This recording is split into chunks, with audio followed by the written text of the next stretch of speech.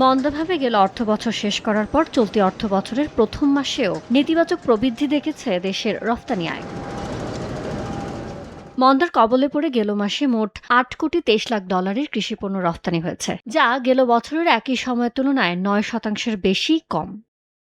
বছর ব্যবধানে মোটের ওপর তাজা ও হিমায়িত মাছ রফতানিও কমেছে গেল মাসে। চীনের রফতানি প্রায় 23% কমে $2,41,00,000 নামলেও কাঁকড়া রফতানি প্রায় 76% বেড়ে দাঁড়িয়েছে $29,20,000 গেল মাসে হস্তশিল্প থেকে রফতানি আয় এসেছে $28,90,000। বছর ব্যবধানে বেড়েছে 2.12%।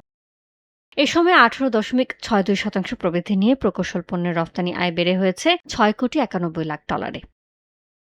গতি বেড়েছে সাইকেল রফতানিতেও। পরিবেশ বান্ধব এই বাহনের রফতানি আয় 20.54% বেড়ে হয়েছে $1,46,00,000। ইয়ানুর শিফাত, সময় সংবাদ, ঢাকা।